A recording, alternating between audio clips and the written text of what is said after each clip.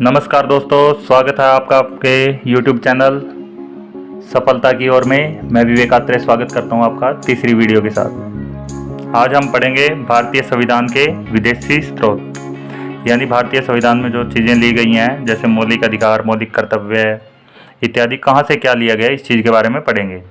सबसे पहले बात करते हैं यूएसए की। यूएसए यानी अमेरिका से हमने मौलिक अधिकार। पूरे विश्व में सबसे पहला देश अमेरिका जिसने लोगों को मौलिक अधिकार दिए, ये सबसे महत्वपूर्ण है। दूसरा, हमने न्यायपालिका की स्वतंत्रता।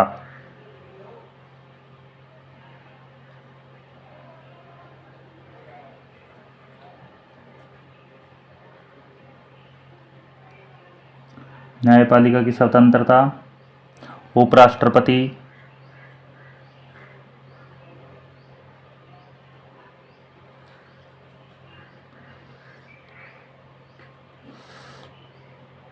राष्ट्रपति और उस पर महाभियोग,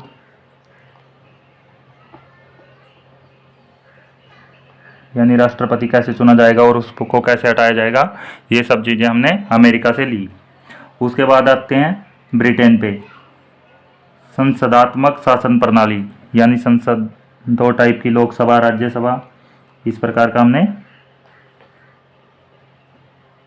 संसदात्मक शासन प्रणाली।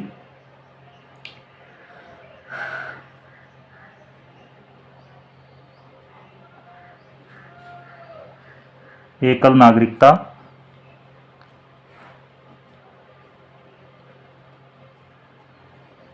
अपने भारत में एकल नागरिकता, अभी हम नागरिकता में पढ़ेंगे आगे।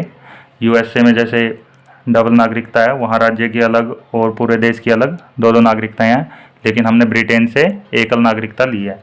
आयरलैंड से हमने डीपीएसपी, यानी कि राज्य के नीति निर्देशक सिद्धांत, यानी कोई भी राज्य है वो किस प्रकार से उसको कार्य करना चाहिए, जनता, जिससे जनता खुश रहे, वो चीज़ें डीपीएसपी में हम पढ़ेंगे। उसके बाद ऑस्ट्रेलिया से हमने प्रस्तावना।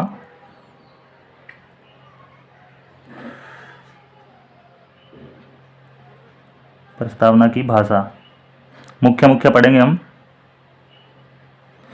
उसके बाद जर्मनी से हमने आपातकाल।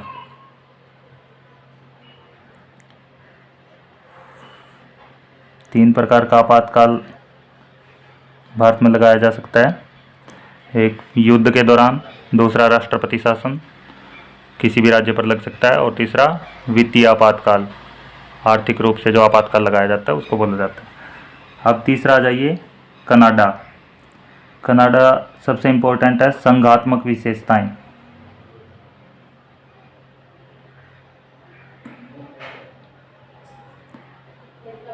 संघात्मक विशेषताएं जैसे केंद्र को मजबूती प्रदान की गई है,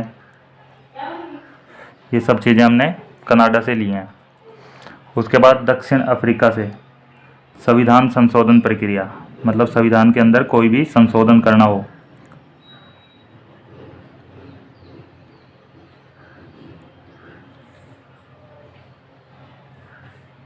आर्टिकल 368 को संविधान संशोधन के लिए जाना जाता है।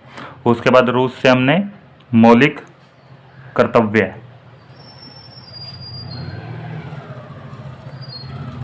मौलिक अधिकार तो यूएसए से लिए हैं, लेकिन मौलिक कर्तव्य ये बाद में 42वें संविधान संशोधन द्वारा 1976 में जोड़े गए, अनुच्छेद 51A के तहत। आगे पढ़ेंगे अभी इनके बारे में। उसके बाद है जापान। जापान से विधि द्वारा स्थापित प्रक्रिया।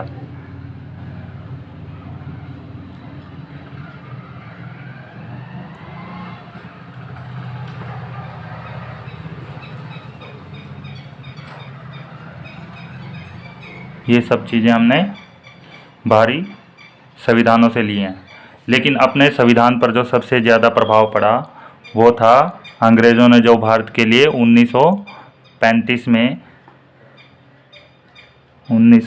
में भारत सरकार अधिनियम बनाया था।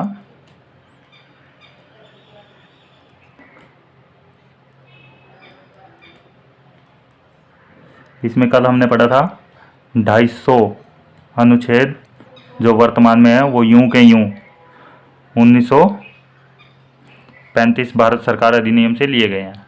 आरबीआई की स्थापना हमने पढ़ा था कल, 1935 में ही हुई थी। संघ सूची, समवर्ती सूची और राज्य सूची, ये सब चीज़ें हमने 1935 के भारत सरकार अधिनियम से लिए हैं। हम ये बोल सकते हैं कि सबसे ज़्यादा प्रभाव हमारे संविधान पर इसी अधिनियम का रहा। जो मूल संविधान था उसमें 8 अनुसूचियाँ थी, लेकिन वर्तमान में इनको बढ़ा करके 12 कर दिया गया है। इनके बारे में अभी हम पढ़ेंगे। तो अभी हम इन अनुसूचियों के बारे में एक एक करके पढ़ेंगे। पहली अनुसूची,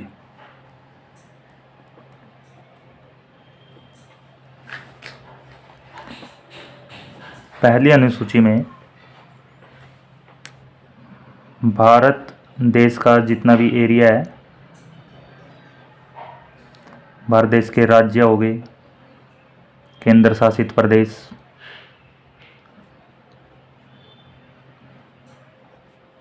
या अन्य भारत का इलाका जो जहाँ भी है उसका वर्णन मिलता है पहली अनुसूची में।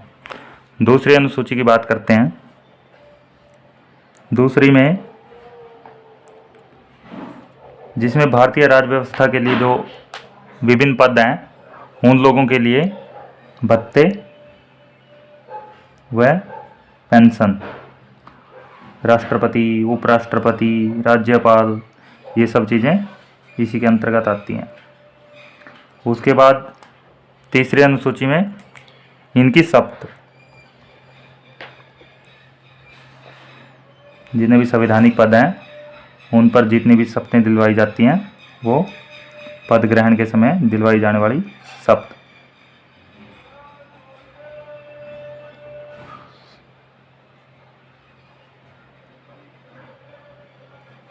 चौथी अनुसूची में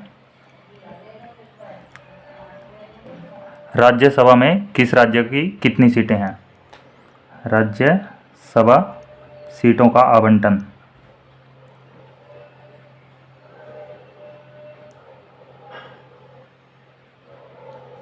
किस राज्य की कितनी सीटें हैं राज्यसभा में, इस चीज़ का चौथी अनुसूची में वर्णन है। जैसे हरियाणा की 5 सीटें राज्यसभा के लिए, तो हरियाणा की 5 सीटें राज्यसभा के लिए, जैसे इस प्रकार से हर एक राज्य का वर्णन है। पांचवी अनुसूची में SC ST,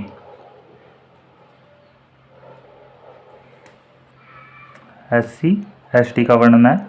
छठी अनुसूची में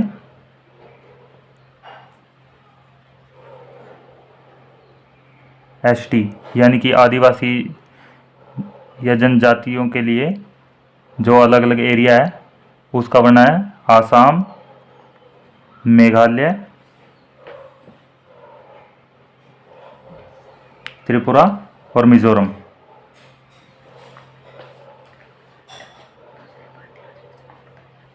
इनके लिए वहाँ का जो प्रशासन है उसका वर्णन है केवल आदिवासियों के लिए। सातवीं अनुसूची बहुत इम्पोर्टेंट है। इसके अंदर बताया गया है कि इसमें जो भारतीय कानून बनाने की प्रक्रिया उनको 3 भागों में बांटा गया है। संघ सूची, राज्य सूची और समवर्ती सूची।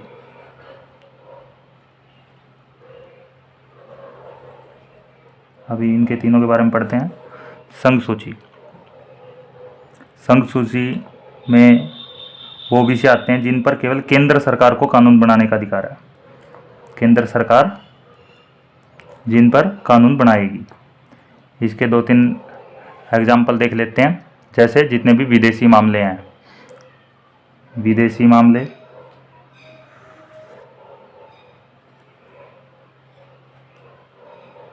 रक्षा से जुड़े मामले, रक्षा से जुड़े मामले, और रेलवे, डाक, इन सब चीज़ों का वर्णन, परमाणु, इनका वर्णन संघ सूची में है, यानी जिन पर केंद्र सरकार कानून बना सकती है। इसी प्रकार राज्य सूची की बात कर लेते हैं। इसी प्रकार राज्य सूची जिस पर राज्य सरकारें कानून बना सकती हैं वो राज्य सूची में आ जाएंगी, जैसे पुलिस, कृषि, पंचायत, जेल, इन सब चीज़ों पे, जन स्वास्थ्य, इन सब चीज़ों पर कानून बनाने का अधिकार राज्य सरकार को है, इसलिए राज्य सूची। एक तीसरी होती है समवर्ती सूची, जिन पर दोनों सरकारें कानून बना सकती हैं, केंद्र सरकार भी और राज्य सरकार भी, जैसे शिक्षा,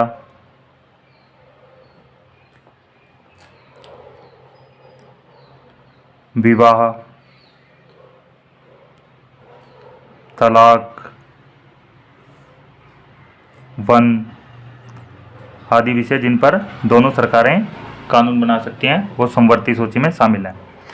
वर्तमान में इनके विषय हैं जो 100 विषय हैं, संघ सूची के 100 विषय हैं, यानी केंद्र सरकार जिन पर कानून बना सकती है वो 100 हैं। राज्य सूची के 61 विषय हैं जिन पर राज्य सरकारें कानून बना सकती हैं, और 47 विषय ऐसे हैं जिन पर दोनों सरकारें कानून बना सकती हैं। 8वीं अनुसूची। 8वीं अनुसूची में भारत की 22 भाषाएं शामिल हैं। 22 भाषाएं जिनको संविधान द्वारा मान्यता दी गई है। वैसे तो भारत में लगभग 2200 भाषाएं बोली जाती हैं, लेकिन उनमें से 22 भाषाएं ऐसी हैं जिनको संविधान में मान्यता दी गई है। ये 8वीं अनुसूची के अंतर्गत आते हैं। 9वीं अनुसूची में संपत्ति का अधिग्रहण। इस सूची को देखिए, 8 अनुसूची, यहाँ तक की अनुसूचियाँ 1949 में जो संविधान बना था उस दौरान थी, लेकिन अभी वर्तमान में 12 अनुसूचियाँ हैं, तो 4 अनुसूचियाँ बाद में जोड़ी गई। तो 9वीं अनुसूची को 1951 में, यानी संविधान लागू 1950 में हुआ, तो 1951 में पहली अनुसूची को जोड़ा गया। इसके अंतर्गत संपत्ति का अधिग्रहण कर सकते हैं, यानी कि भारत सरकार को मान लो कहीं से नेशनल हाईवे निकालना है, तो वहाँ जो बीच में किसी की संपत्ति आ रही है, बीच में आ रही है, तो उसको सरकार उसका अधिग्रहण कर सकती है। तो भारत सरकार द्वारा संपत्ति का अधिग्रहण,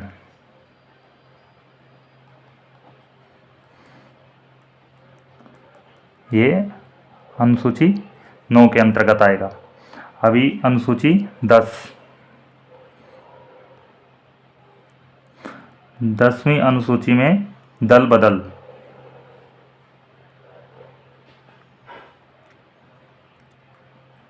को खत्म कर दिया गया।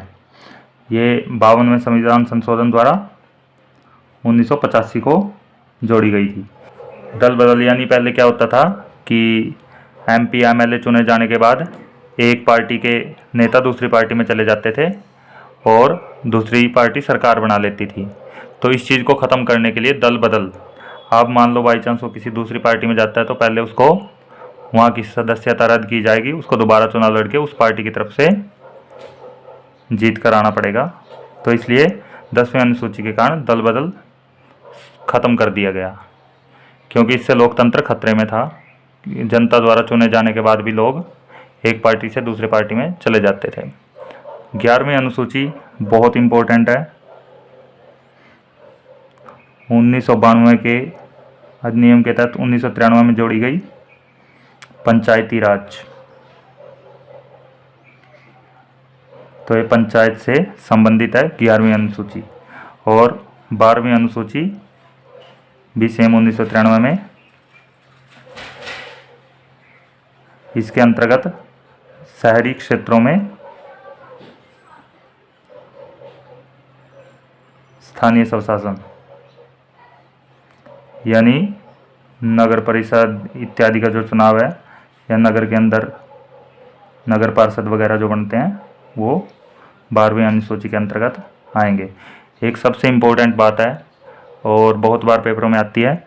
11वीं अनुसूची के अंदर 29 विषय हैं और 12वीं अनुसूची के अंदर केवल 18 विषय। ये बहुत इंपॉर्टेंट है, इसको नोट डाउन कर लीजिएगा। असल में दोनों अनुसूचियाँ बहुत इंपॉर्टेंट हैं। तो इस प्रकार से टोटल 12 अनुसूचियाँ वर्तमान में भारतीय संविधान में हैं।